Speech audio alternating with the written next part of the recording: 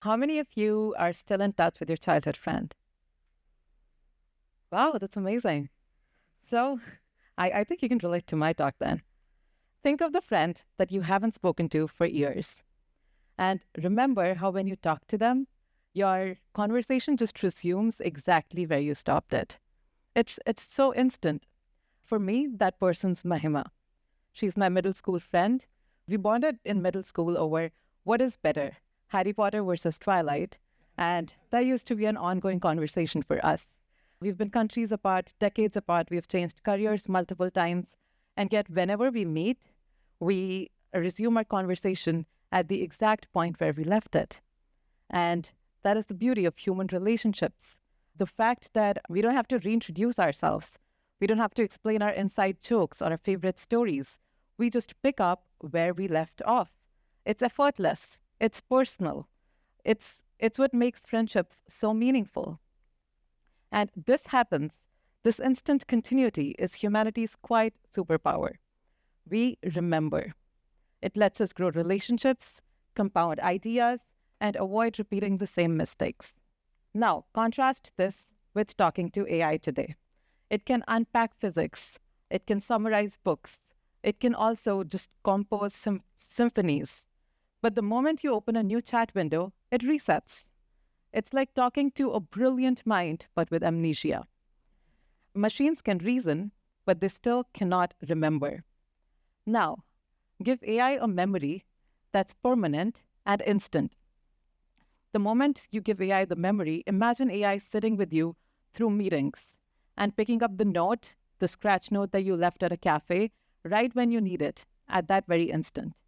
Imagine that AI is keeping your health data across years and across multiple clinics, and it's able to detect the slight diagnosis of a disease even before a doctor can see it. Let's look at the evolution of AI. So yesterday's AI could write. It was like autocomplete on steroids. It could generate text, it could generate emails, it could generate summaries, but yet it was like a parrot. It was repeating patterns without really thinking. Then let's come to today's AI. Today's AI can reason. It can work through complex problems step by step, just like you and I do. It follows logic, it explains its thinking, it can even debate with you. We went from parrots to problem solvers.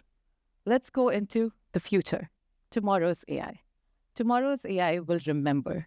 It will not just remember data, but it will remember the context, who you are, what you care about, how have you evolved over time.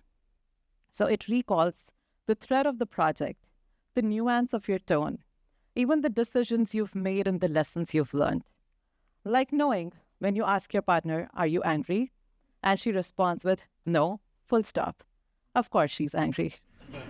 But remembering the context is the path to building agents that can act autonomously and adapt over time. And to remember, we need something fundamentally different. Because now, it's not just about faster thinking, it's about faster remembering that can keep up with faster thinking. So let's think about each of the AI leaps that have happened in the past have happened using breakthroughs. So AI could write only when we built better algorithms.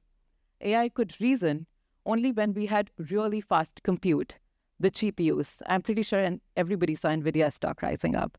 GPUs that can think really, really fast. And AI will be able to remember when we again make a very fundamental change in our understanding, when we are able to invest in faster storage.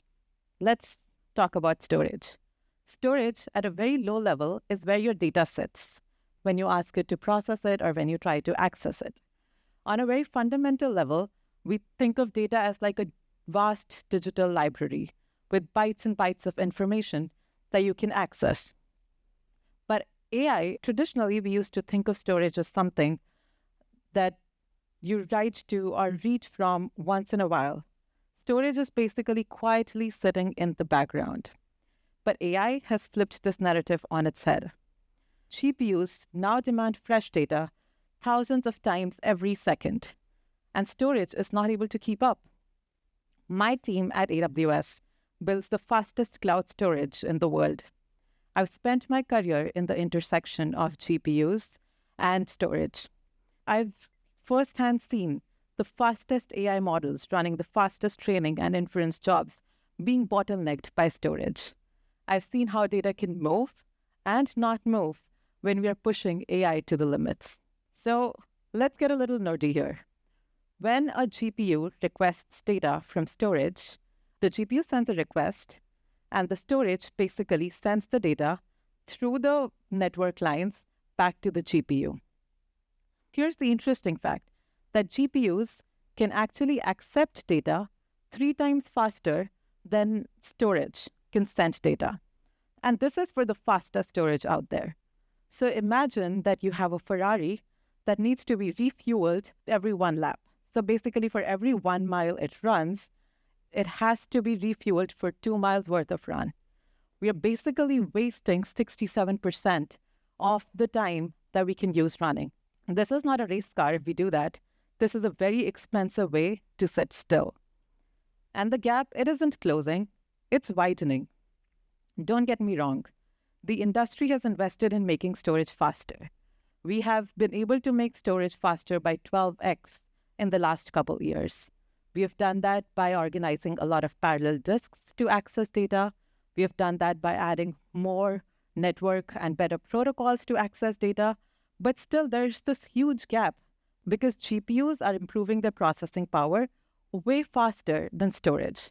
So we are in a world where storage is always catching up. And to truly solve this problem, we need to treat storage not as a passive library, but as an active partner in our AI models. We need to rethink AI at a very infrastructure level. So if you would have heard Jensen's talk or any of the keynotes in the last 1 year, everybody is talking about AI data centers. What are these AI data centers? This is basically co-locating storage with compute so that the data does not have to travel through networks across racks. We bring data to the compute right there. And that only happens when we start prioritizing storage and minimize the distance that the data has to travel. When we solve the storage bottleneck, we don't just make AI faster, we make different kinds of AI possible. Think about it. If an AI system can access any piece of information, it can literally never forget. If it can maintain context across conversations, projects, and years, the same storage breakthrough that keeps GPUs fed is the breakthrough that will keep your AI memory alive. We stand at the threshold of AI that remembers. When the speed of remembering finally matches the speed of thinking, we enable AI that transforms from a brilliant mind with amnesia with your digital twin.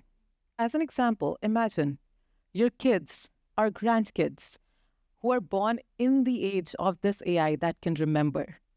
So their first step, the first time they laughed, the first time they cried over calculus, the time they decided to become a doctor, all of those moments are just captured. And just 25 years later, when the same kid is stuck in a problem, in a research problem, for instance, the AI can not just search a database of that research topic like it does today, but it can actually catch the exact glimpse when the child felt inspired, say 15 years back, and use that same logic to inspire the kid to do the new research 25 years down the line. And I feel that is what's going to change.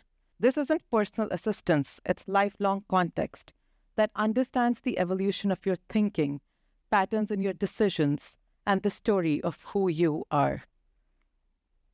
Next year, I'll see Mahima again, and we'll pick up our 20-year-old conversation exactly where we left it.